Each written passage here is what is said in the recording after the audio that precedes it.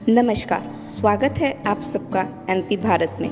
आज का विषय है हमारा करियर काउंसलिंग। इस समय देश भर में लाखों बच्चे 12वीं कक्षा की परीक्षा दे रहे हैं। एक तरफ 12वीं में अच्छे अंक या फिर प्रतिशत लाने का दबाव और दूसरी तरफ आगे चलकर विषय के चुनाव का दबाव उन पर लगातार बना हुआ है।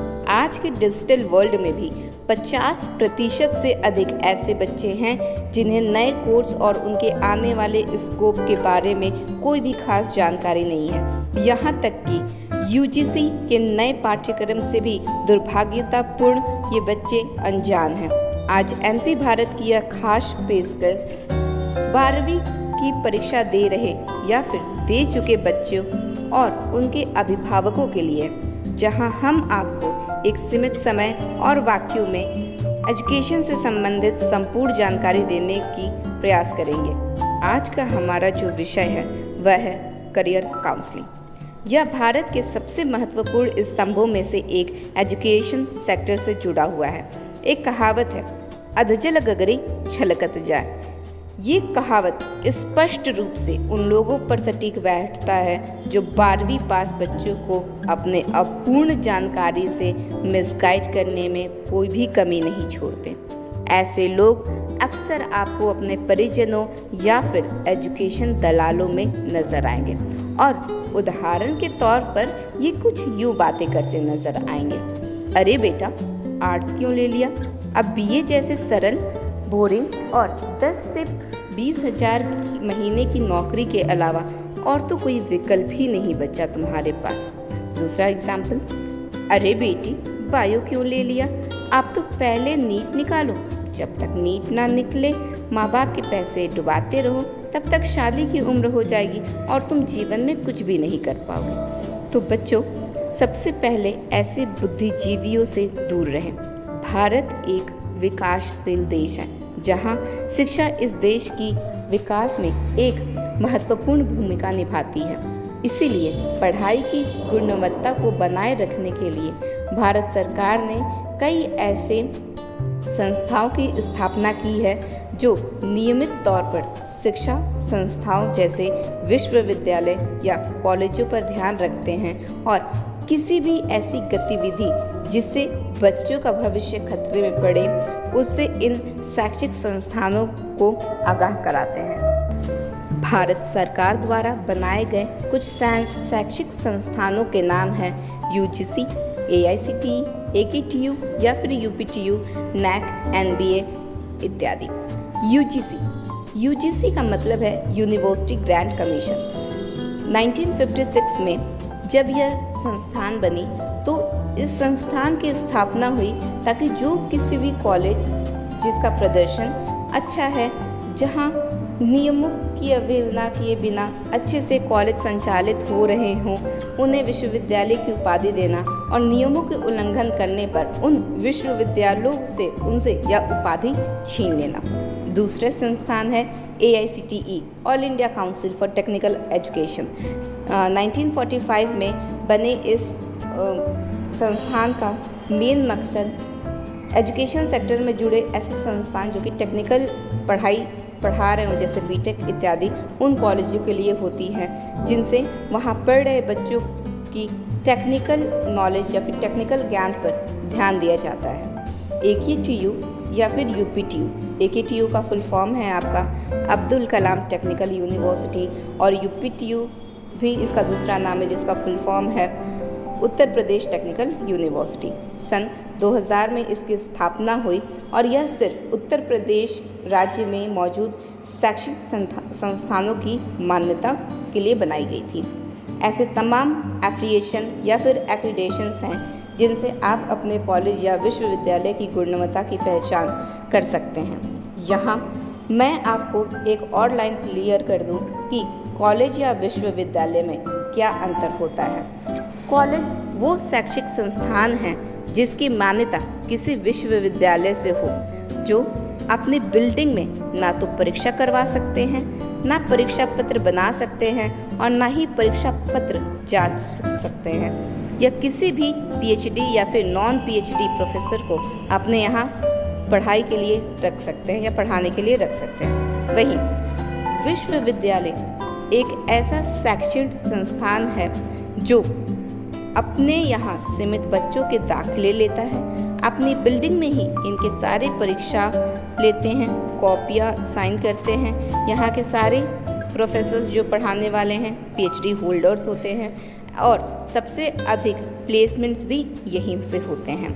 आपको बताते चले कि भारत में अभी भी मिक्स्ड इकोनॉमी चल रही है, यानी जहां प्राइवेट और पब्लिक सेक्टर दोनों मिलकर काम कर रहे हैं। तो हम दो तरीके के शैक्षणिक संस्थानों को देख सकते हैं। सबसे पहले भारत में दो तरीके के शैक्षणिक संस्थान होते हैं। एक होते हैं गवर्नमेंट या शैक्षणिक संस्थान, ओके, और दूसरी होती हैं प्राइवेट कॉलेजेस या फिर यूनिवर्सिटी। देश में प्रतिवर्ष लाखों बच्चे अपनी आगे की पढ़ाई के लिए उच्चतम शैक्षिक संस्थानों की तलाश करते हैं। जो बच्चे पढ़ने में बहुत अच्छे होते हैं वही जेई, नीट, क्लैट या फिर कैट नेशनल एग्जाम्स देकर सरकारी शैक्षिक संस्थाओं में जगह पाते हैं।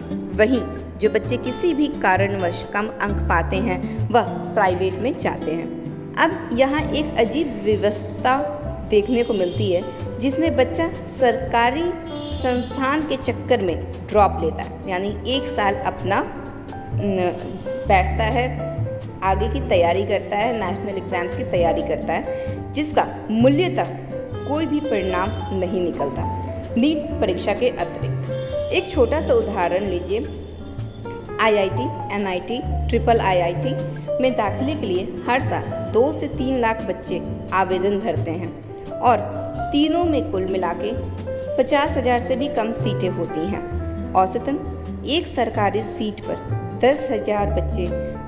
तो जनाब, अगर इसमें आपका सिलेक्शन नहीं हुआ तो निराश और हताश होने वाली कोई भी बात नहीं है। कई ऐसे प्राइवेट संस्थान हैं जिनकी गुणवत्ता काफ़ी अच्छी है। एक सीट के लिए 1 साल बर्बाद करना कहाँ की बुद्धिमानी है।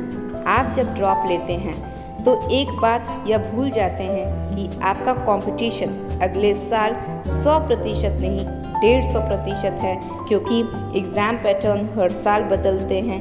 इन्हीं ड्रॉप किए हुए बच्चों से देश के कई शहर कोचिंग हब के रूप में जाने जाते हैं, जहां बच्चों को ना तो पढ़ाई, ना उच्चतम रहने खाने की व्यवस्था और ना ही अच्छा भविष्य मिल पाता है। कोचिंग हब्स के कुछ मशहूर नाम कोटा, कानपुर, वाराणसी, लखनऊ और दिल्ली जैसे शहर हैं, जहां 12वीं पास बच्चा अपने आप को इस शहर में लाता है, जहां 12वीं पास बच्चों का माइंड एंड फ्यूचर वॉश किया जाता है। ज़रा सोचिए, जो अध्यापक आईआईटी दिल्ली, आईआईटी कानपुर का है, वो अच्छी कंपनी में काम करने की जगह बिना किसी शैक्षिक मान्यता के कैसे पढ़ा रहा है आपको।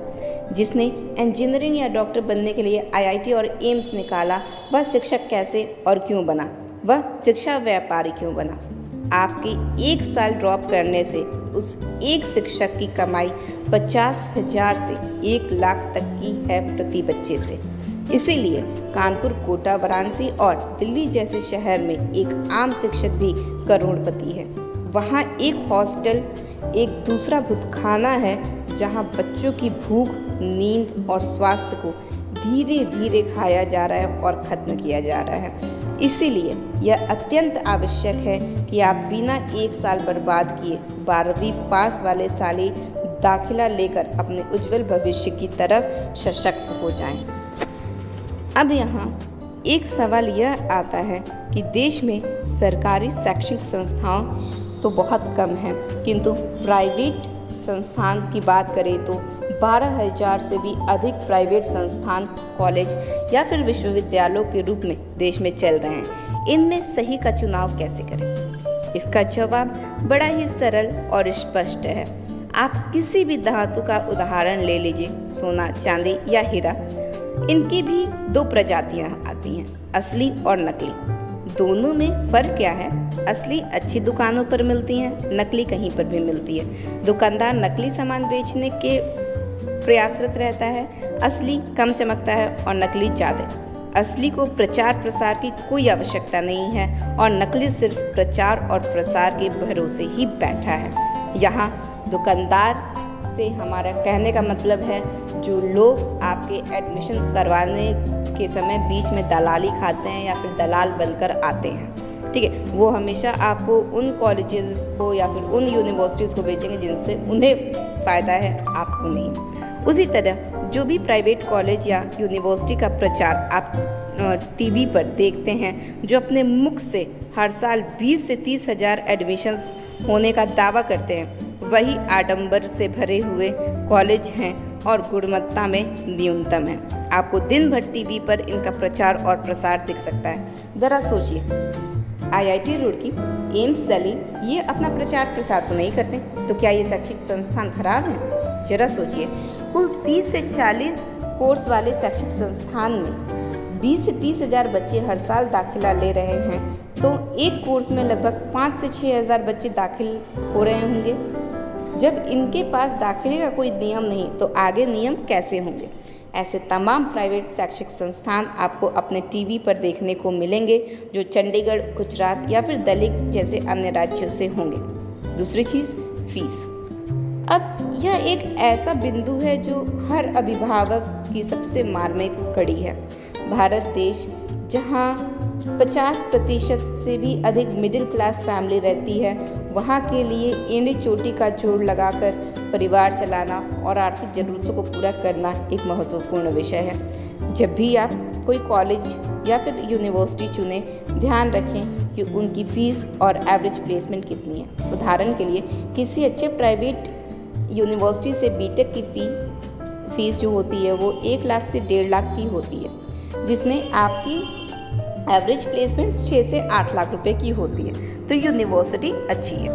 ये कैसे, आइए बताते हैं। 12वीं के बाद आप जो पढ़ाई करने जा रहे हैं उसे अपने इन्वेस्टमेंट के रूप में देखें। अगर आप 4 साल के कोर्स में 1.5 लाख सालाना लगा रहे हैं, तो 4 साल में आपकी फ़ीस हुई 6 लाख रुपए, जो कि एवरेज प्लेसमेंट है। तो आपका जो रिटर्न ऑन इन्वेस्टमेंट है वो पूरा आपके पास आ जा रहा है। वहीं 6 लाख रुपए प्रति वर्ष का मतलब है 50,000 रुपये प्रति माह की सैलरी, जो एक ग्रेजुएशन पास बच्चे के लिए औसत से भी ऊपर है। अब बात करते हैं कि आपके पास 12वीं के बाद क्या क्या ऑप्शंस मौजूद हैं। सिर्फ मैथ्स ग्रुप की अगर हम बात करें तो B Tech honours, diploma in technology and BSc maths जैसे ऑप्शंस आपके पास अवेलेबल है। वहीं सिर्फ अगर बायो ग्रुप की बात करें तो B Tech in biotech, BSc bio and MBBS and other health sciences के कोर्सेज आपके लिए अवेलेबल हैं।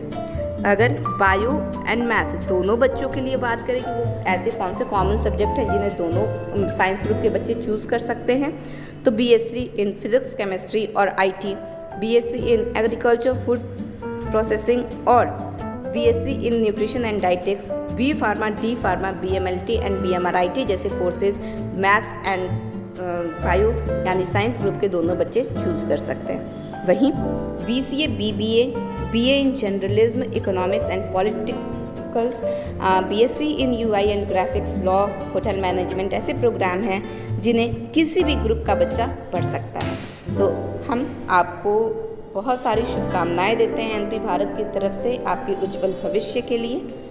जय हिंद।